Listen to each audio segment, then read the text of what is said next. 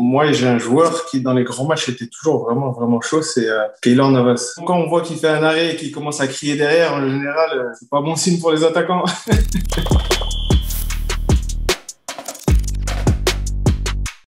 N'Golo Kanté, là, il a cette capacité à courir longtemps, à courir vite. Et en plus de ça, il a le sens de l'anticipation. Et avant que l'action elle commence, il est déjà arrivé, lui. Numéro 10, je le donne à Luka Modric. Qualité, efficacité, à la classe. C'est le vrai numéro 10 qui est capable de jouer vraiment haut sur le terrain et aussi beaucoup de faire jouer ses partenaires. S'il trouve ses petites passes avec son extérieur du pied, il arrive voilà, il a la qualité technique. Je vais te dire Lloris. Comme ça, tout le monde aura un petit coup de pression. Ça sera son premier but et j'espère le but le plus important de sa carrière. Griezmann, j'ai un bon souvenir aussi de ses coups de pied arrêtés, donc forcément, ça influe dans mon choix. Je sais où il va tirer souvent, donc ça aide. Moi, j'ai un joueur qui, dans les grands matchs, était toujours vraiment, vraiment chaud, c'est Keylor Navas. Il arrive à faire basculer des matchs. Il a cette capacité à mettre un peu la cape de super-héros. Et quand on voit qu'il fait un arrêt et qu'il commence à crier derrière, en général, c'est pas bon signe pour les attaquants.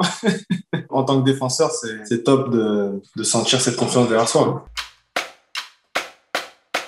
Bah moi, non, je sais pas. Et Griezmann, c'est un joueur qui dézone beaucoup. Il bouge beaucoup sur le terrain, donc c'est pas un joueur qui va l'arrêter, qui va le prendre au marquage individuel, sinon il va faire 15 km, le pauvre.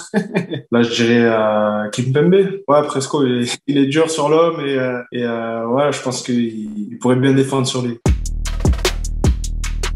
Moi, je joue en 3-4-3. Ouais, j'aime bien parce que c'est un système un peu hybride. C'est-à-dire qu'on peut jouer très offensif ou très défensif. Et j'aime bien parce qu'on trouve des lignes de passe. On peut voir du beau jeu, du beau football. Diego Costa. Allez, j'ai joué plusieurs fois contre lui et sur le terrain. Et il discute beaucoup. Il parle à l'arbitre. Il parle aux joueurs. Donc, du coup, si t'es pas concentré, t'oublies que t'es en train de jouer un match de foot. En fait, il puise son énergie en déconcentrant l'adversaire. Il veut nous emmener sur son terrain, en fait. Il y a beaucoup de stades en Europe, mais je vais choisir Bollaert, Club du cœur, club de cœur. Moi, j'ai des souvenirs enfants où il y avait la Ligue des Champions. Après, le plus beau souvenir, c'est quand même mon entrée dans le stade pour mon premier match. Un petit costume avec des petites sneakers blanches, là, des petites pumas. Non, les matchs amicaux, peut-être un jogging, mais dès qu'on rentre dans le sérieux, là, c'est le costume. En adjoint, je prends Ferland Mendy. C'est mon gars dans le vestiaire à Madrid. On parle souvent et tout. Et comme on parle football, si j'ai besoin d'un adjoint pour lui demander conseil, tout ça, je pense à lui. C'est vrai qu'il aime bien aussi analyser. Il regarde en vidéo ce qu'il fait comme match. Et il fait attention à la tactique, tout ça. Donc, je le vois bien en adjoint. J'ai Karim Benzema. Il a une très bonne analyse de ce qui se passe sur le terrain. Et on en discute souvent. Donc, des fois, on le charrie. Ça y est, il fait le coach.